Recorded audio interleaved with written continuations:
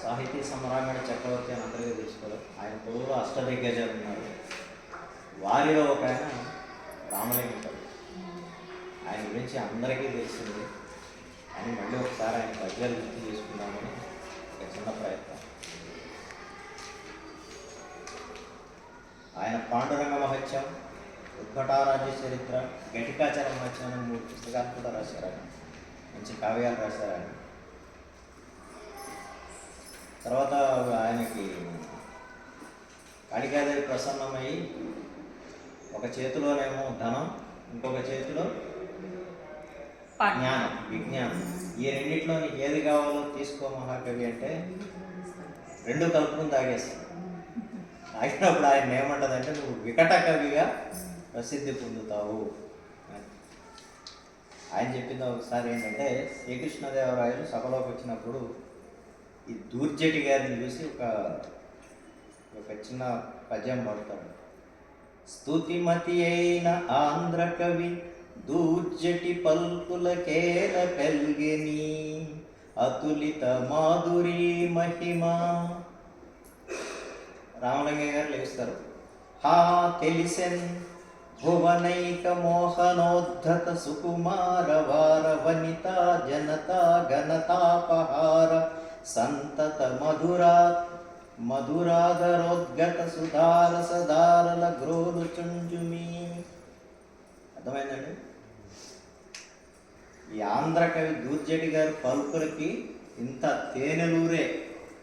ఇది ఎట్లా కలిగింది అంటే, ఈయన అక్కడ ఉన్న వారవనితల దగ్గరికి పోతూ ఉంటాడు అన్నమాట. అందుకని ఆయన ఎగతాళి చేయడానికి భువనైక మోహనోద్దాత సుకుమార వారవనిత పోవడం మూలంగా వారి మధురాధరోద్ఘాట వాళ్ళ యొక్క అందమైన పెదవుల నుంచి సుధారులు గురవటం మూలంగా ఈయనకి ఈ కావ్యాల్లో అంత మంచి తేనె నూరేటట్టుగా తయారైందని చెప్తాడు. తర్వాత ఇదే దూర్జటి గారు ఏం చేస్తాడంటే, ఈయన్ని మళ్ళీ ఏడిపిద్దామని ఆ లోపలికి వచ్చేటప్పుడు ఒక ఇది ఉంటుంది. ఎవరైనా ఒక ఈయన ఉంటాడు కదా, రక్షక భటుడు ఉంటాడు కదా, అయ్యా రామలింగ కవి గారు మీకు ఒక ఇది ఇస్తాను, నేను పూర్తి చేయండి అంటే, కుంజర యువతంబు దోమ కుత్తుక జొచ్చాను అని ఒక ఇది ఇచ్చి దీన్ని పూర్తి చేయండి సమస్య అంటే.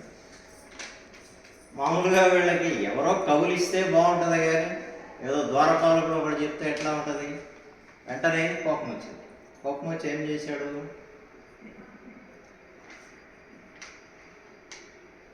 ఇది ఒక పద్యం చెప్పాడు. ఏంటంటే అది, గంజాయి దమ్ము బిగించి కొట్టి దుష్టుల సంజాతము చేరి కళ్ళు చవిగున్నావా. ఇక్కడ మళ్ళీ ఒక బూతు మాట వాడతాడు, లంగ్ కొడక కొడక ఏది కుంజరయుదంబు దోమ కుత్తుగజొచ్చని అంటాడు. అంటే అసలు ఇచ్చింది దూర్జటి గారు. ఆయనకి ఏమనిపించింది, ఓహో దీన్ని శ్రీకృష్ణదేవరాయలు గారి అయితే అడిగిద్దాం, అప్పుడేం చెప్తాడో చూద్దామని కృష్ణదేవరాయలు గారి దేవులోకి వెళ్ళి చెప్తాడు, అయ్యా ఒక సమస్య ఇవ్వండి, ఆ సమస్యని రామకృష్ణ కవి మాత్రమే పూరించాలని చెప్పండి. కృష్ణదేవరాయలు ఇదే కుంజర యూదంబు దోమ కుత్తుగజొచ్చాను, రామకృష్ణ కవి గారు మీరు చెప్పండి అంటారు. అప్పుడు చక్కటి భజన చెప్తారు. రంజన చెడి పాండవులరి భంజనులై విరటు గొలుగు పాల్పడిరకట సంజయ ఏమని చెప్పుదు కుంజరయూదంబు దోమ కుత్తుగజొచ్చాను. అర్థమైంది కదా? ఏంటి, మహామహా ఏనుగులు వంటి బలం కలిగిన ఒక భీముడే 1000 ఏనుగులు బలం కలిగిన, అట్లాంటి బలము కలిగిన ఈ కుంజరాలన్నీ పోయి దోమలాంటి విరాటరాజు సభలో చేరారు. కాబట్టి ఎట్లా ఉన్నదంటే వీళ్ళందరూ పోయి ఆయన దగ్గర పనిచేయడం, ఈ కుంజరయు ఈ ఏనుగుల సమూహం పోయి దోమను శరణు చూచినట్లున్నాయని చెప్పి.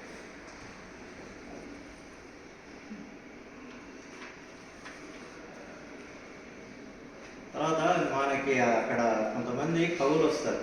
ఒక రామశాస్త్రి అని ఒక ఆయన వచ్చి, నేను తర్క వ్యాకరణ శాస్త్రంలో చాలా పండితుడిని, నన్ను ఈ వ్యాకరణ శాస్త్రంలో ఓడించగలవాడు ఎవరైనా ఉన్నారా అంటే వీళ్ళందరికీ భయం వేసింది. ఒక వ్యాకరణ శాస్త్రంలో పాండిత్యం లేదు కాబట్టి భయపడి ఈ రామలింగ కవిత చూస్తారు, నువ్వే బాబు ఈ సమస్య నుంచి గట్టెక్కించాలి మమ్మల్ని. అప్పుడు ఆయన అంటాడు, రేపు పొద్దున్న నా దగ్గర ఒక మహాకావ్యం తీసుకొస్తాను, అది తీసుకొచ్చిన తర్వాత దాని నుంచి మనం ఈ తర్కమీమాంసం చేద్దాం అని వెళ్ళిపోతాడు. మళ్ళీ తెల్లవారి మొత్తం అందరూ వచ్చారు, కానీ ఈయన రాడు. ఏమైపోయాడు ఈయన అంటే లేటుగా వస్తాడు. వస్తూ ఒక పెద్ద బుక్కునిట్లాగా ఆ రోజు పట్టు వస్త్రాల్లో చుట్టూ తీసుకొస్తారు కదా, తీసుకొచ్చాడు. ఆయన అక్కడ దీని మీద పెట్టిన తర్వాత ఆయన అడుగుతాడు, ఏమి దీని పేరేంటండి, ఈ గ్రంథం పేరు అని.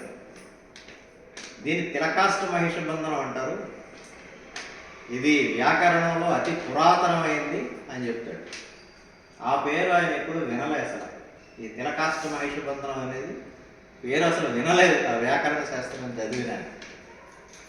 ఆయన ఎందుకైనా మంచిదని, అయ్యా నా దగ్గర కూడా కొన్ని పుస్తకాలు ఉన్నాయి, రేపు నేను తీసుకొచ్చి దీనితో నేను పోటీ పడతానని చెప్పి ఇంటికి వెళ్ళిన అటు నుంచి అంటే ప్రారంభమైపోయాడు. అప్పుడు ఈ రాయల వారు అడుగుతారు, బాబు ఈ పుస్తకం నేను కూడా వినలేదు కవి గారు, మాకెవ్వరికీ తెలియదు, మీకెట్లా దొరికిందంటే ఓడదీసి చూపిస్తాడు. అందులో ఏముంటుంది, ఒక నువ్వుల కంప, దున్నపోతుని కట్టేసి తాడు ఉంటాయండి. ఇదేంటంటే నేనేమో అబద్ధం చెప్పలేదండి, తిలకాష్టం అంటే ఇది, మహిష బంధనం, దున్నపోతుని కట్టే తాడు, ఈ రెండు కలిపి తీసుకొచ్చాను అంతే, అంతకంటే ఇంకేం లేదండి. ఇంకొక కవి గారు వస్తారు. ఆయన వచ్చి, మీరు ఏ పద్యమైనా చెప్పండి నేను రాస్తానే ఉంటా, గంట మాగదు అంటే, ఈ పెద్దన గారు ఒకటి చెప్తాడు, చాలా పెద్ద పద్యం అని చెప్తాడు, చాలా ఒత్తులతోటి. ఆయనంతా మొత్తం రాసేసి ఇంకా చెప్పండి అంటే, ఇది లాభం లేదంటే మళ్ళీ మామూలుగా రామలింగ కవి గారు మీరు ఏమైనా చెప్తారా అంటే నేను చెప్తాను. ఆయన చెప్పిన పద్యం ఏమిటో తెలుసా, పువ్వట బాబా తలపై పువ్వట జాబిల్లి. ఈయన మొదలుపెట్టి ఆగిపోయాడు.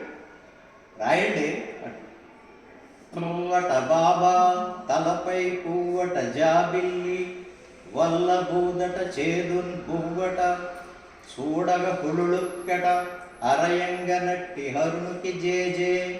అడిక గండం పట్టుకునే కూర్చున్నాడు ఆ కవి. ఈయన పద్యం పూర్తి చేసేసాడు.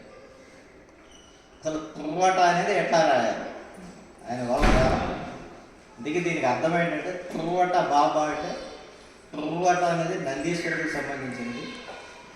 ఆయన బాబా అంటే ఆయనకి ఈ దేవుడు అయినటువంటి ఈశ్వరుడు తలపై పువ్వట జాబిల్లి. జాబిల్లి ఎప్పుడు ఈశ్వరుడి శిఖలో ఉంటుంది. వల్ల బూదట ఎప్పుడు భస్మమే రాసుకుని ఉంటాడు. చేదున్ బూబట అంటే ఈ గరళాన్ని కంఠంలో నింపుకున్న ఆయన. చూడగా హుళుళుక్కట, ఆ డమరకం చేసే సౌండ్ అది హుళుళుక్కట అని, ఆ సౌండ్ రాయలేదు. చూడగా హుళుళుక్కట, ఈ డమరకం చేసే సౌండ్ని హుళుళుక్కట. అరయంగా నట్టి హరుణకు జే జే, అట్లాంటి హరునికి నేను జే జే చెప్తున్నాను అని చెప్తాడు అక్కడ. ఇంకా ఉన్నాయి చాలా సమయాలు.